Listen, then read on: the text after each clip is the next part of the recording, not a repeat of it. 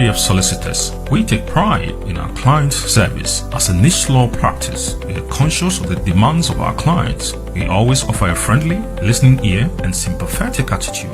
We've worked with thousands of people all across the UK in all areas of personal legal services. We have received great feedback and reviews from our clients. We are located at Seven Sisters in Tottenham on the 4th floor of the Anna House, right on top of the Victoria Line train station for your utmost convenience. We have a friendly office and provide all of the refreshments necessary while you wait to see a lawyer. We are dedicated to our clients and have a successful record of serving our clients. Solicitors of England and Wales are of high quality and are bound by the highest professional standards. We are officers of the court and are bound by standards of integrity, competence and conduct as part of our responsibility to uphold rule of law. Our solicitors and lawyers care about your case and are committed to providing the best possible service to you in the most considerate and careful manner. We hold 2 Law Society quality marks. Law Society accreditation helps to demonstrate that we have attained the requisite standard in the area of law and have the requisite expertise. BWF Solicitors, we're here to help you with your legal services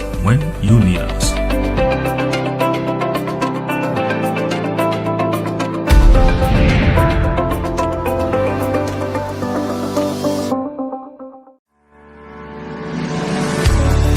Victon Estates provides professional and reliable service to landlords, investors and tenants.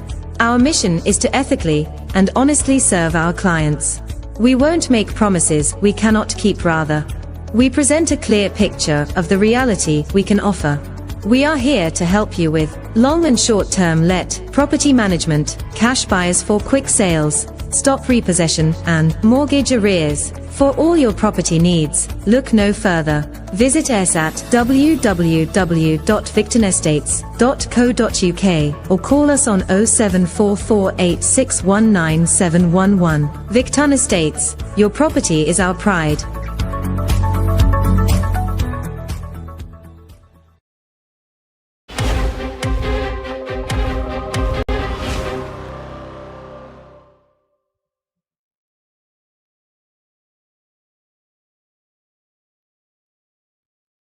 Hello, everyone. You're welcome to Heritage TV, the Legal Hour Show with BWF Solicitors. This program is sponsored by BWF Solicitors, Victon Estates, and Eagle Heights International School. If you want to contribute to the program or ask a question, you can do so by sending in your questions on our Facebook pages via Heritage TV and BWF Solicitors. You can also call in live on 0744 8619 711. The number again is 0744 8619 711. Please share this very educative program for others to also benefit from it.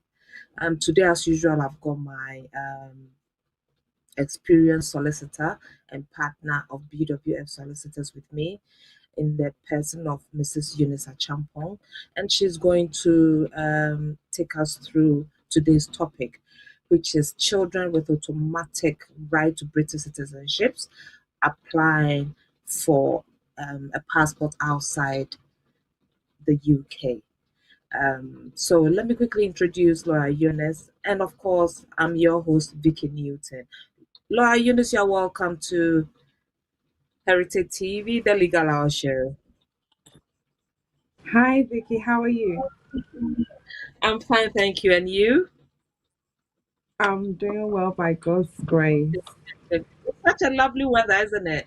A weather that you can, just tuck in yourself and, relax.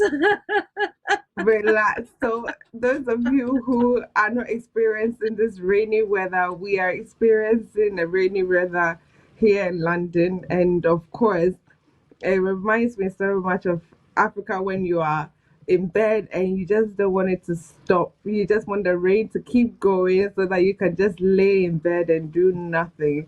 And that's what it feels like this morning. But I hope you had a very good week, even though I know you are very used to,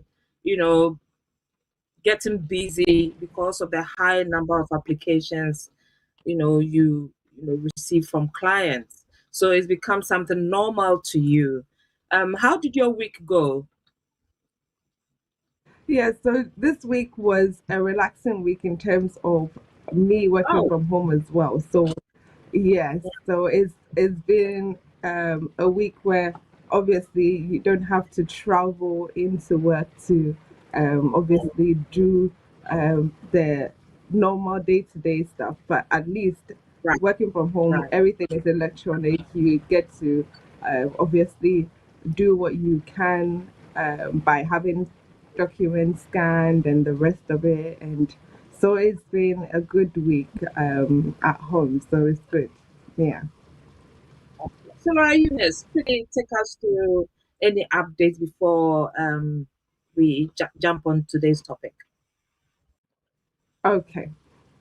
So, in terms of updates, I will mention again because I know that there are so many people who are calling in regards to applications for EEA family permits that were submitted before the 31st December 2020 deadline. And those of you who obviously have had decisions made by the appeal first tier tribunal court. So, for instance, you've made the appeal and you've now received a decision, and the decision is stating that the appeal is allowed and their reasons have been given. We know that as of 30th June 2021, the UK government stated that EA family permits will no longer be valid after that date, and therefore they will no longer issue such permits after that date. So I want us to look at it in this way. Obviously, EA family permits were under the old EA regulations 2016. I'm not talking about EU settlement scheme family permits, which are still valid. The EU regulations 2016 were to come to an end by the 30th of June 2021 in the UK, because obviously the UK has incorporated those rights for EU nationals and their family members under the immigration rules, which we have under Appendix EU and Appendix EU family permit. So this EEA family permit we're talking about is what was valid under our previous EA regulations 2016. And of course, because obviously we are no longer bound, or we are no longer should I say, enforcing those EEA treaty rights or directives here in the UK, the UK government saw it fit that after that date of the 30th of June 2021, those permits should no longer be valid in the UK. And so most people who may have appealed to the first chair tribunal because they were refused EA family permits initially may now have decisions by the tribunal saying that their appeals have been allowed. But unfortunately, you will also be receiving emails from the Home Office to say that they can't implement those decisions because EA family permits are no longer valid after the 30th of June 2021. This is, of course, something that most appellants would not want to hear, because if the courts or the tribunals have said their appeals are allowed and therefore the Home Office has to implement the decision of the tribunal or the court, then of course they expect that the Home Office will do so. And clearly it states in the Home Office guidance for implementation of appeal decisions that they should implement a decision made by the tribunal if there has been no further appeal or there has been no further evidence of any fraudulent behavior whatsoever.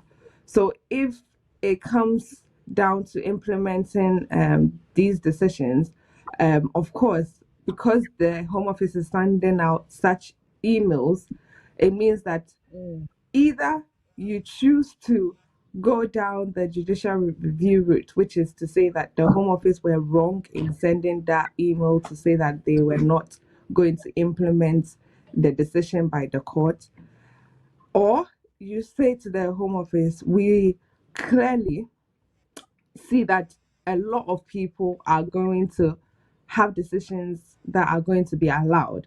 And we believe that it is right that you offer some sort of resolution. So even under our Appendix EU of our immigration rules, you see that a relevant document includes an EA family permit, even under the old rules. And with that, a person who is a family member of an EU national can then apply for residence card if they were to make that application. So it's important that at least they issue such a permit so that it is able, the person who is an appellant or the person who is the family member of the EA national is able to then make the application under the EU settlement scheme. Of course, we know that the Home Office are very rigid sometimes, and they need some force in terms of people making some complaints and people enforcing their rights. And so, of course, if they choose not to listen to the complaints that people are making, then of course it would seem fit that people should go down the judicial review route, where they would be saying that, well, we realize that your decision is wrong. And of course, your own policy guidance and other case laws state that you are to implement a decision made by the court. But if you do not do so, it should be because of the fact that there has been further appeal, or there has been some sort of evidence of some fraud or otherwise. And so, of course, if there has been none of those and you are choosing not to implement the decision, then you are clearly wrong, because you are legally bound to implement such a decision. And so we are hoping that as many people who are in situations like this will see their lawyers to obviously make those pre-action protocol letters, and if they choose not to come back with a reasonable response, then of course it would mean that you would have to go down the judicial review route, where you have to apply to the court for permission for judicial review. We're really hoping that they will make some sense of all of this, because there are still many appeals in the pipeline, and quite a few, appeals to be lodged as well. And so I'm hoping that they will make up their minds in terms of granting these EA family permits to these family members, so that at least if they can make the applications under the EU settlement scheme, then that way they will be able to make those applications as well. And so I know that this is something that is really burning on people's minds, because they don't know which way to go, and it's almost as if they are stuck in limbo. But at least they have the option of applying for judicial review. But let's also see what the Home Office will respond by, hopefully the end of this month, or sometime later on in the future, to say that, of course, if they will grant these EA family permits, then at least it will give these family members a chance to make those valid applications under the EU settlement scheme. So this is just a bit of an update for those of us who are currently waiting for those issuance of family permits, or are currently at the appeal stage, and we're hoping that the appeal will be allowed, and what can follow on after that. Okay. Now, so now we will go into our main topic for today. Children with automatic right to British citizenship applying for a passport outside the UK. Laura Hmm. Eunice, what makes a child automatically British? Okay, so first of all, it's good to look at why, of course, the rules or the law would say that a child can be a British citizen automatically. And the first place to look at will be our uh, British Citizenship, or shall I say, our British Nationality Act of 1981. So even though it says it was 1981, the act did not really come into force, or it was not really working until 1983. And so, of course, you have this. Sorry about that. So you have this act that came into force in January of 1983. And then, of course, you have uh, the children, for instance, who were born in this country before that time. And before that time, we had the British Nationality Act of 1948, and that allowed children who were born in the UK to be automatically British, and those that were born outside of the UK, they would have had to, of course, show that their parent was British and had registered which was outside of the UK. So, of course, you had people who were born outside of the UK who would normally not be able to register after the 1981 Act came into force. But if you look specifically at um, the British Nationality Act, any child who was born in the UK, regardless of where their parents were from, if their parents were able to show that they were settled, which means that they had indefinite leave to remain in the UK, or if they were able to show that they were British, they would be able to then say that their child was automatically British under Section 11 of the British Nationality Act, and then apply for a passport for their child. Or if they were saying that for one reason or the other, maybe at the time that the child was born, they hadn't yet acquired settled status, but whilst the child was still under the age of 18, they were able to obtain settled status, or they were able to obtain indefinite leave to remain, and maybe they've also become British. They can also apply for that child to be, should I say, granted British citizenship. Then you have the category of children who are born outside of the UK. So those children who were born outside of the UK, you have Section 2(1), for instance, of the British Nationality Act 1981, stating that those children, at least if they are able to show that their parent was a British citizen otherwise than by descent. So if we say somebody is British otherwise than by descent, um, it means that that person did not derive their British citizenship from their parent, or they did not, should I say, have it given to them because their parent was British or was settled here in the UK. So if such a person um, were to have a child outside of the UK, then it means that they can pass on their citizenship to their child. Um, of course, so most people who, for one reason or the other, may have naturalized as a British citizen will not be British by descent. And so, therefore, if you have a child outside of the UK, you can then pass on that citizenship.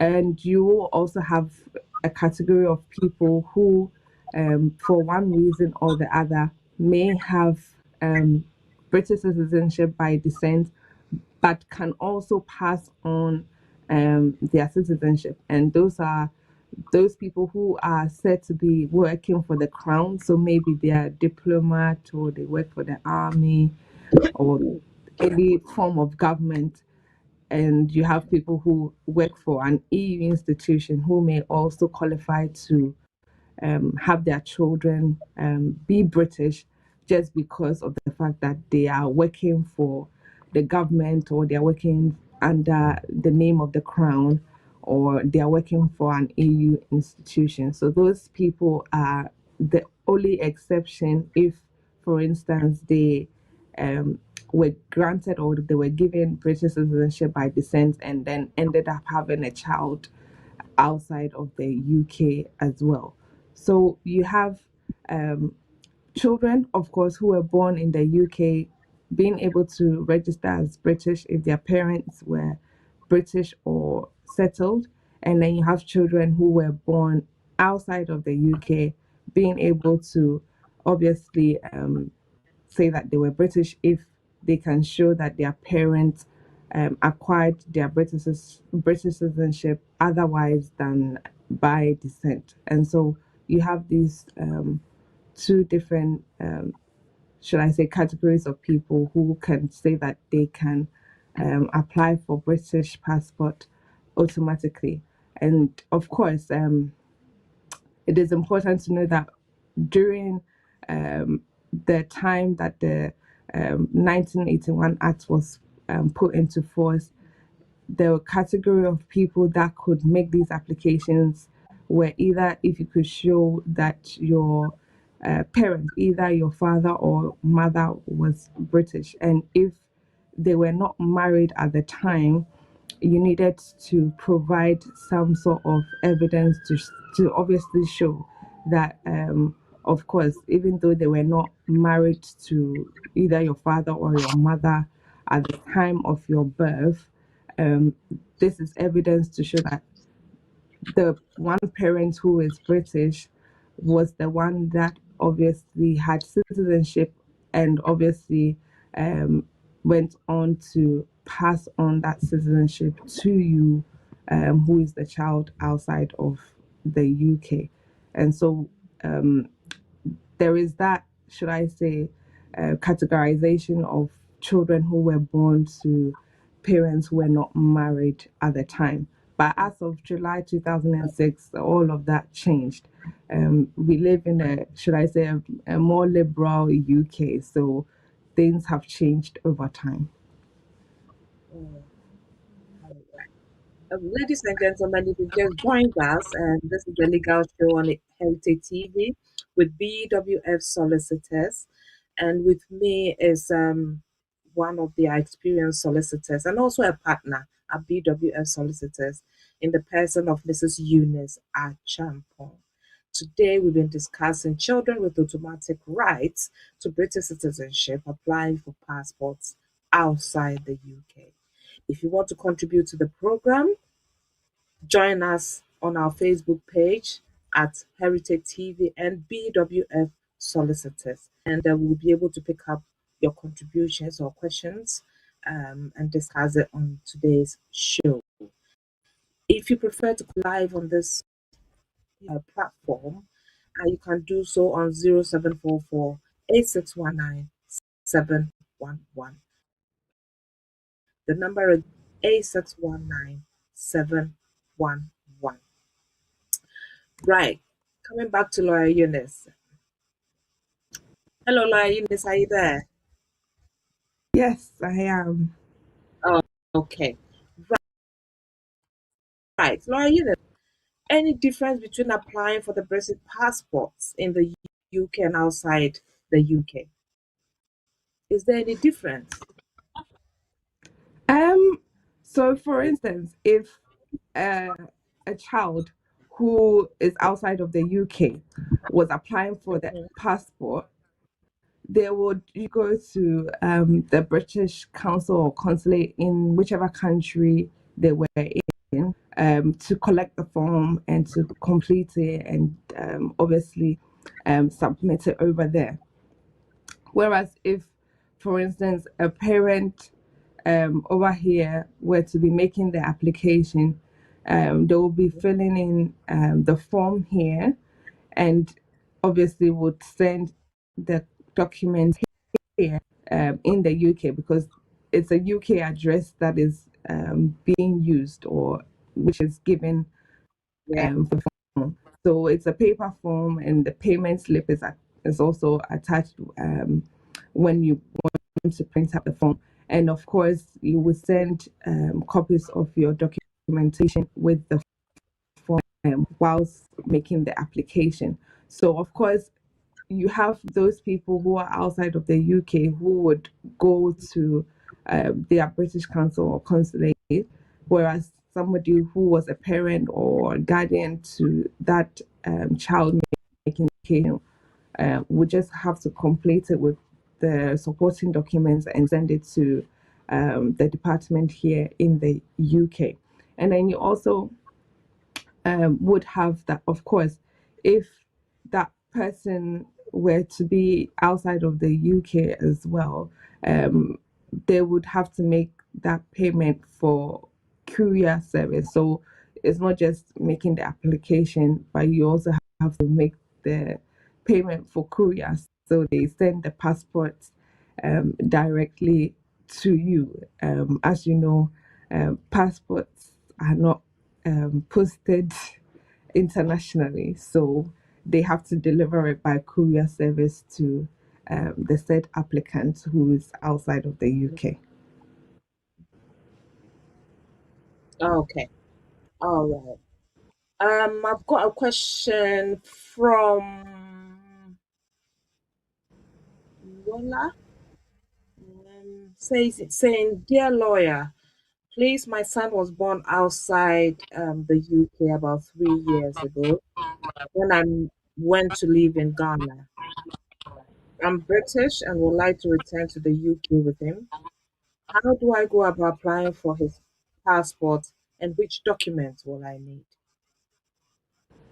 Okay, so in a situation like that, of course, if the child was born to her at the time she was British, that child would also be British, otherwise than by descent, if he can show, or the child can show that the mother, of course, was British at the time.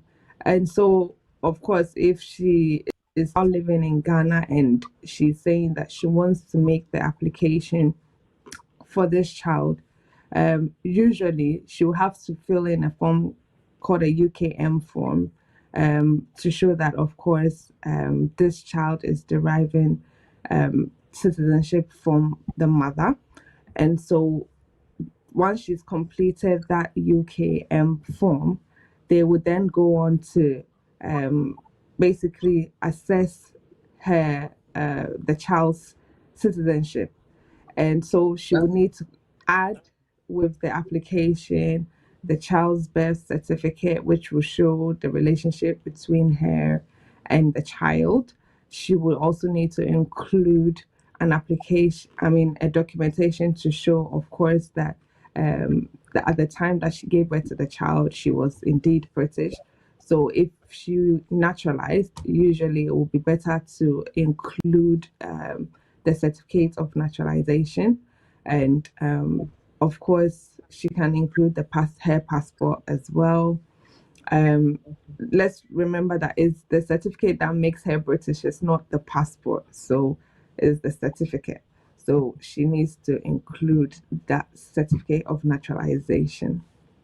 Of course, she can also include any other evidence which shows that, of course, this child was born to her in Ghana. So if apart from the birth certificate, she wants to include any form of weighing book or whatever it is that shows the place of this child's birth, she can include that as well.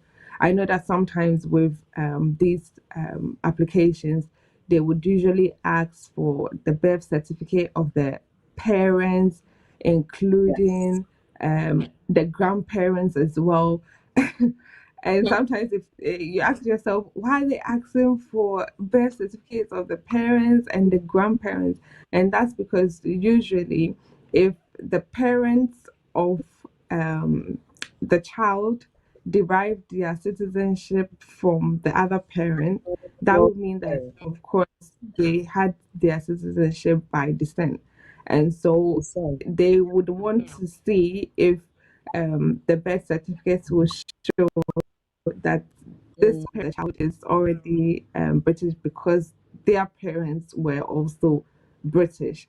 And so that's why they British. asked for, yes, all of these evidences so that they can see how this child derives their citizenship. So, of course, if the parent would naturalize as a British citizen, sorry, then they wouldn't have to include birth certificates of their parents um, or evidence of their birth certificate in terms of this application, because of course it wouldn't really show much. So, for instance, if the parent was born in Ghana, then of course including her birth certificate wouldn't prove much because of course it would just show that she was also born in Ghana, and of course if her parents are also Ghanaian, then there isn't any suggestion that of course the uh, parents were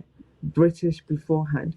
I mean, that could be included, but it wouldn't really show much because the certificate of naturalization will actually prove the way in which she, the parent, her citizen. Of course, the mother has completed such an application. Of course, she can include those evidences and then send it to the British Council in Ghana.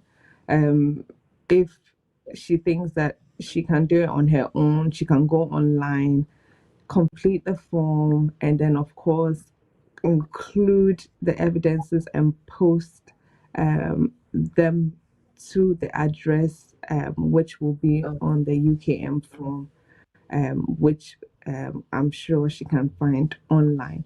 So, yes, the mm, child will have to complete that form. And then once um, the decision has been made for the child, they would give that child that certificate to show that they are indeed British, and then they can then apply for the passport to enter the UK. okay. All right. Right. Next question. She doesn't want. She wants to remain anonymous.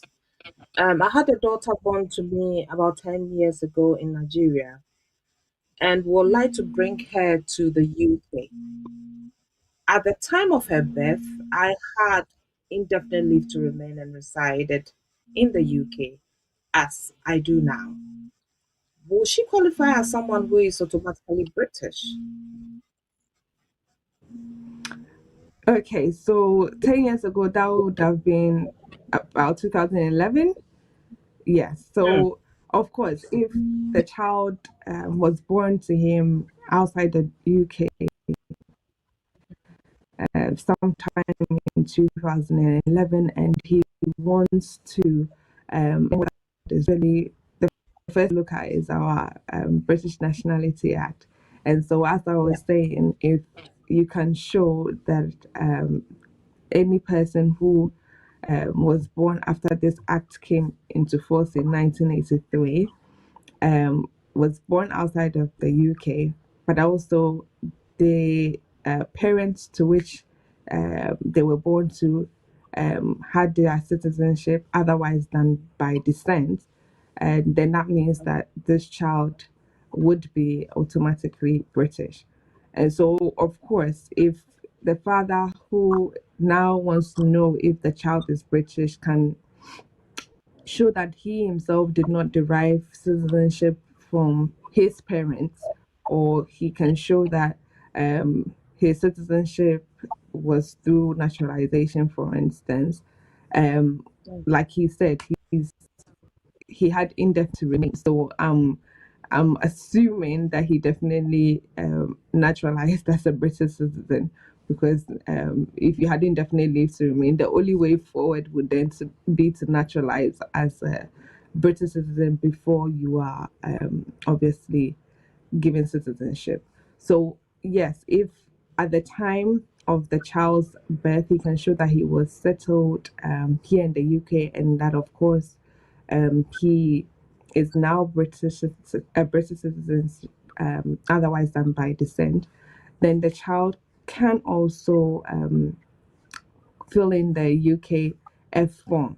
So as I was saying, before July of 2006, um, there was that requirement that if, for instance, the parents were not married, you will have to make sure that if a child was deriving their citizenship from their father, for instance, they will be able to complete that form to basically ascertain that the child is indeed British. So once they fill that UKF form, and F stands for father, and in the previous question I was referring to UKM, which stands for mother. So once they've been able to complete the UKF form to show that they are indeed British because their father also acquired citizenship otherwise than by descent, then they can also be granted a certificate to show that yes, of course, they are British, and then apply for the passport as well once they've received the certificates. And usually with these certificates, they are given directly to the applicant or the client or whoever is making the application. So once they make the application, they will post that directly, or should I say by courier service, to the said applicant. Obviously, I know that there are those who would also see it fit to apply directly for a passport rather than going through this UKF form or UKM form.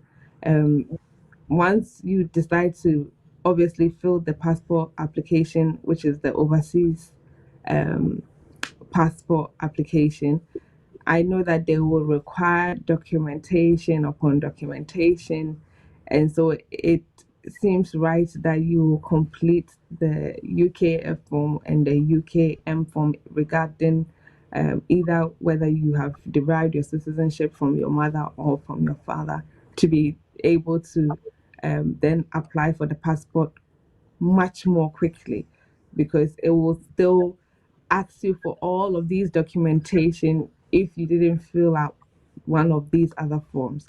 So I would suggest that rather than just complete the passport application directly because the child is automatically British by law, you can fill in these forms, submit the required documentation so that when you apply for the passport itself, it is not a long-winded application where they are requesting for more documentation just to prove that indeed this child is British.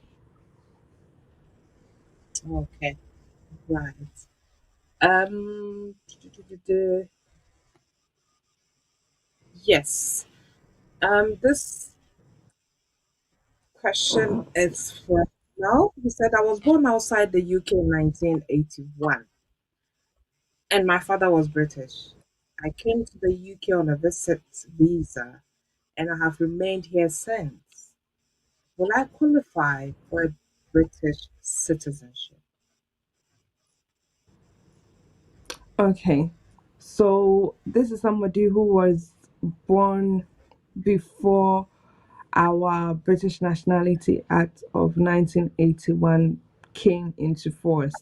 So, like I was saying, even though it is named British Nationality Act of 1981, it did not actually come into force, or it wasn't being used until January of 1983.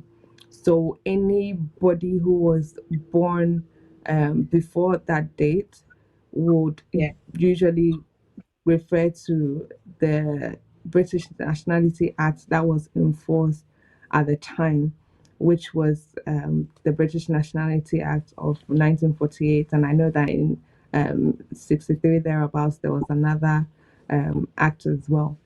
But the main act that was enforced was the British Nationality Act of 1948. And so, of course, in this person's situation, they're saying that their dad was British at the time that they were born, but they are now living here in the UK. Obviously, I don't know how come they didn't apply for their citizenship before they came to the UK, but obviously you will have people in that situation where unfortunately they may not have known, or for one reason or the other, maybe their parents didn't make their application for them at this current moment. So regardless of should I say the age of this person, if they can show that of course their father or their mother was British, and in this case it says his father was British, then of course they can show that maybe at the time of their birth, including their birth certificate and proof of their father's citizenship. So if they're saying that their father was indeed British, it could be that their father was British by descent, and you don't have that requirement under the 1948 Act. So, for instance, if the father of this person who is asking the question is British, and they have evidence of their passport, of their birth certificate, because I said that it's not the passport that proves your citizenship. It is either that you are showing that your parents were British, or that you naturalized, or that of course your parents were settled at the time. Then of course they would have to show by way of their parents' birth certificate or their parents' naturalization. But I'm sure maybe it might be the fact that their parents were British, probably by birth, and therefore they also had their citizenship by way of their parent. And they would have to show that, of course, their birth was registered with the British Council or the British Consulate in whichever country they were living in. But if not, of course, they can do so later on by making an application to the Secretary of State. So, of course, if they are able to show how their parent derived their citizenship and provide evidence of their birth, and as we all say, it's always good to provide a birth certificate at least within 12 months of the birth. And if you're not able to show that, it's always good to have some form of DNA to prove that, of course, the person that you say is your parent is indeed your parent, unless you are saying that you were adopted formally.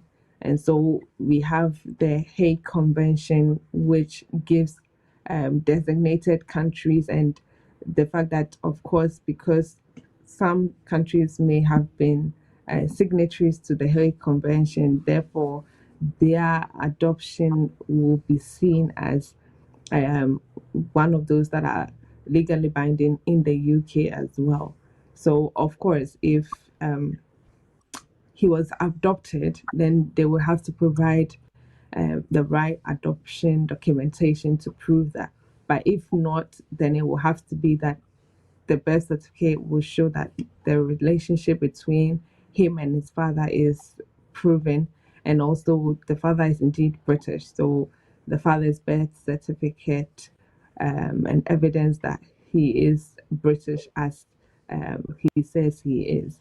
And of course, if he is able to also show that his father, I don't know whether his father was living outside of the UK at the time or was living here in the UK, but whichever way it is, if he's able to prove that at the time of his birth, his father was in the country in which he was born, and so on and so forth, especially because they want to know that the relationship is indeed a genuine one.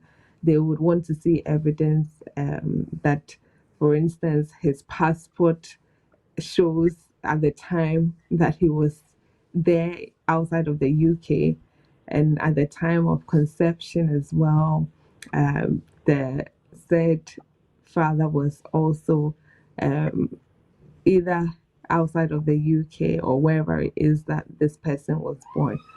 So they want all sorts of evidence to prove the relationship and also to show citizenship, so that of course they can grant this person their certificate, to show that of course they are indeed British.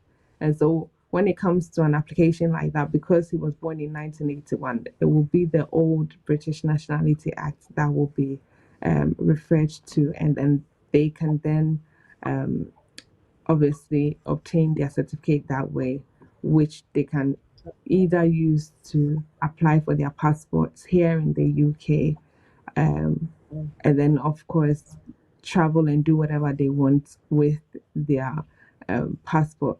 So of course them being in the UK is a good thing, because they don't have to really pay for courier and go through a British consulate and the rest of it. They just have to make the application with the right documentation. And the good thing about these applications is if they need any further documents, they will write to you and request that they need further documents to prove the relationship and so on and so forth.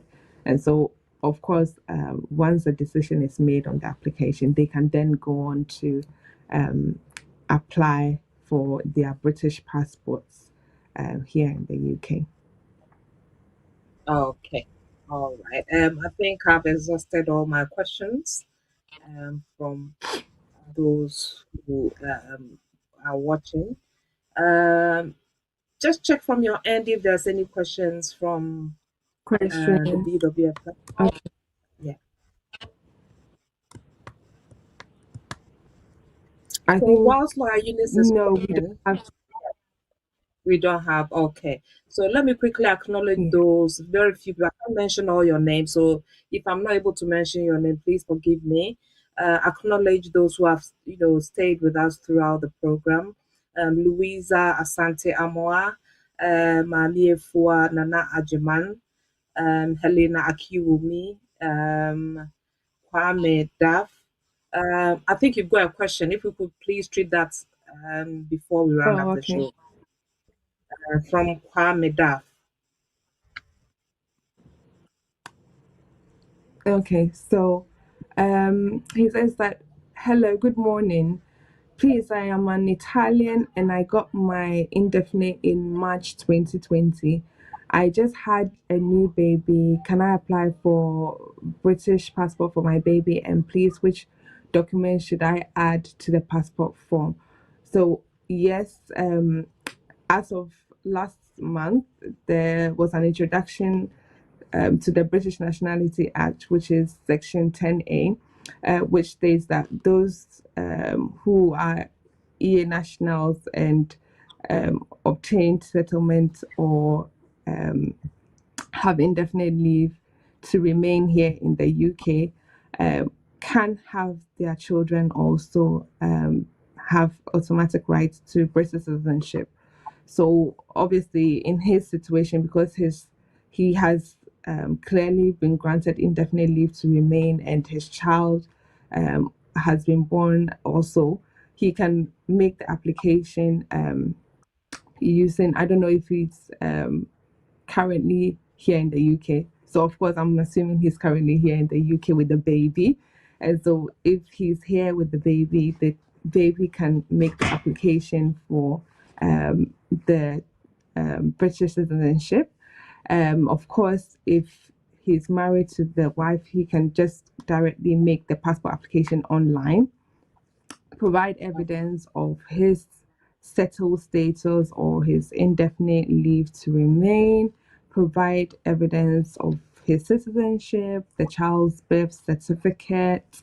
Of course, if it's just him who has settled status and not the mother, with all British passport applications, you will need to provide the consent of both parents. So, of course, even though the father is saying that he has settled status, it doesn't really matter whether the mother has settled status or not. She will also need to provide consent to the application for British passport when it is being made. And so, yes, he can make the application because of the introduction of Section 10A of the British Nationality Act, and his child will be granted British passport. Okay. All right. So I believe that Kwame Dab is happy with the answers you gave him. If he needs further Yeah, he assistance, says he's I not believe married. Yeah. Lawyer Eunice is going to give us her details for anyone who would like to contact her, with any further queries. Lawyer Eunice, please, if you don't mind, your contact details. Okay. So, Kwame, I'm sure that there are other people like you who are also wanting to find out if they can make these applications for their children. And so, if you want to make further inquiries or you need our legal assistance, please do not hesitate to contact myself. My number is 075 35 813910. And as Vicky said, we are situated in London. So, BWF Solicitors, our address is the 4th floor of Anna House. So, 4th floor, Anna House, 214 to 218, Tottenham High Road, London. Our postcode is N154NP. So, N154NP, and our telephone number is 0208 493 7340. So 0208 493 7340. We are open from Monday to Friday from 9:30 a.m. to 6 p.m. And of course, if you want to contact us out of office hours, my number again is 075 35 813910. On that note, ladies and gentlemen, we've come to the end of this program. My great appreciation to Lawyer Eunice, making time to come your way every Saturday to educate us. I also thank the team at BWF Solicitors, and also a big thank you to Victor Estate, also sponsoring this program, and Eagle Heights International School. Until we meet again next week, take care of yourself and stay safe. Bye-bye.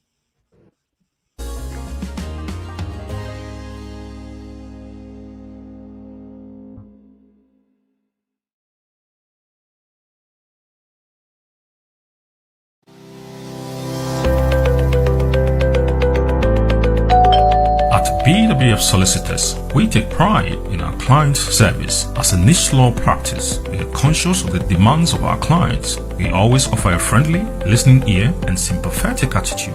We've worked with thousands of people all across the UK in all areas of personal legal services. We have received great feedback and reviews from our clients. We are located at Seven Sisters in Tottenham on the 4th floor of the Anna House, right on top of the Victoria Line train station for your utmost convenience. We have a friendly office and provide all of the refreshments necessary while you wait to see a lawyer.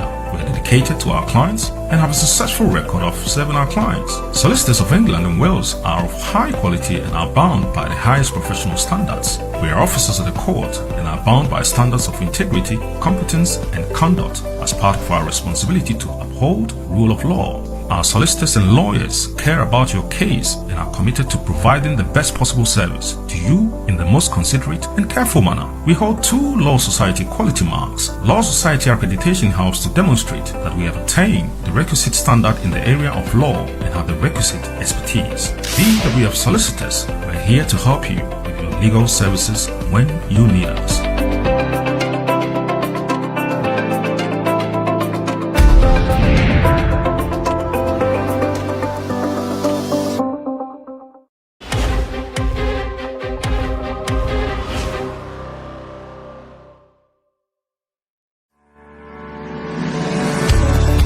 Victon Estates provides professional and reliable service to landlords, investors and tenants. Our mission is to ethically and honestly serve our clients. We won't make promises we cannot keep, rather. We present a clear picture of the reality we can offer. We are here to help you with long and short-term let, property management, cash buyers for quick sales, stop repossession and mortgage arrears. For all your property needs, look no further. Visit us at www.victonestates.co.uk or call us on 07448619711. Victon Estates, your property is our pride.